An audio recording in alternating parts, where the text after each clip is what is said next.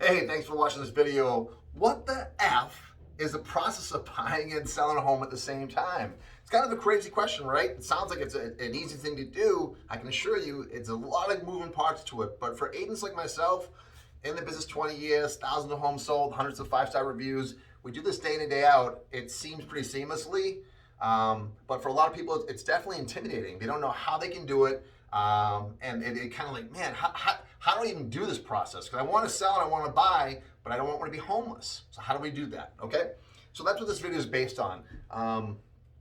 Number one, and again, these are my tips. I do this day in and day out. That's all I do. So this is some of the tips I give most of my sellers at this point at the beginning when we're getting together. Number one, you need a strong agent. You want someone who's been doing this forever, who knows how to sidestep landmines, who knows how to get through little bumps and stuff here to keep the process moving forward.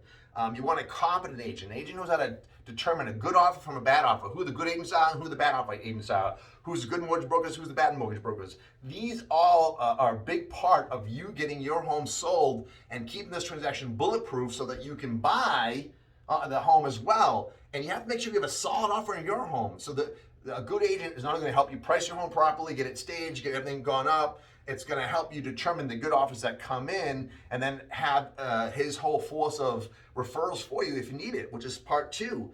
Have a plan. Have a plan ahead of time.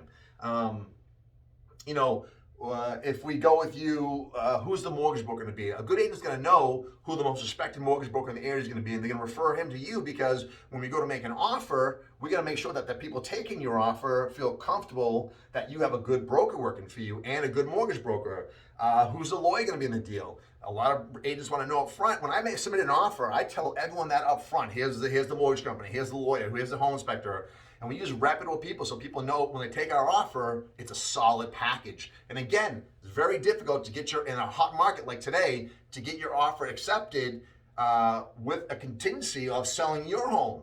And that's something you have to do to protect yourself. We'll talk about that in a minute. And also Title V people who can get the Title V done, the movers, insurance companies. These are all people that a good agent has in his back pocket in terms of be able to refer to you. I mean, they're not on his payroll, but that he can refer them to you quickly so that you know that the transaction will be seamless. Number three, be patient, right? I don't know how many people that say like, they put the home on the market and they want to make an offer on another house right away. I'm like, you have to wait till we get an offer. No one's going to take our offer right now, subject to you selling your home, if we don't even have a buyer on it, right? Imagine me going up to you with your home on the market and one of the hottest markets we have in 16 years and go, hey, I like your house, take it off the market, and I'm going to go try to sell mine. And if I can, I'll see you in 60 days. They're not going to do that. This is too many offers coming in. So we have to make sure that we're a very competitive offer there. And you got to be patient. You have to wait till your home is actually under agreement. They've done home inspection. We have a purchase and sales agreement, and it's a solid deal that we feel comfortable to move forward and risk moving to the next house moving forward. Number four, make sure your offer is subject to you selling your house, right? We have to make sure that we have to protect you as a seller if you're going to buy, because we don't want to carry two mortgages unless you can carry two mortgages, but most people can't. So we have to make sure that when you buy this house, it is subject to you selling yours. Again, in a hot market, not every seller is going to want to take that. We have proprietary language that we put in there as agents to try to make that offer look more attractive than most, even with the sale contingency. But part of that is I have to be able to tell that other agent, this home is already under agreement and we have a signed P&S that's closing in 30, 60, 90, whatever that time frame is. So we want to make sure that we have that locked up and we look almost as good as someone who doesn't sell anything. And that's who we're competing against. People don't sell anything. You get two offers. This guy sells something, this guy doesn't sell something. 9 out of 10 people are going to lean to that. But most of my offers get accepted because of the proprietary language that we add in there. Number five, try to line up all the close dates to be the same. So you don't want to have to go from this house to a moving van for 2 days and then into the new house. Try to line up the dates so that they're at the same date. You close on the 30th of the month, we buy the 30th of the month, right?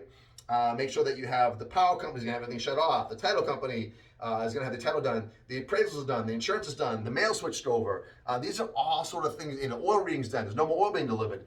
These are all things you get to shut off and turn on for the next property. And you have to make sure that it kind of seamless little transaction. So make sure that you have your ducks in a line. And again, it goes back to part 2. Have a plan. That's part of our plan to make sure that we're covering all our bases. Now this is going to be seamless. And then number 6.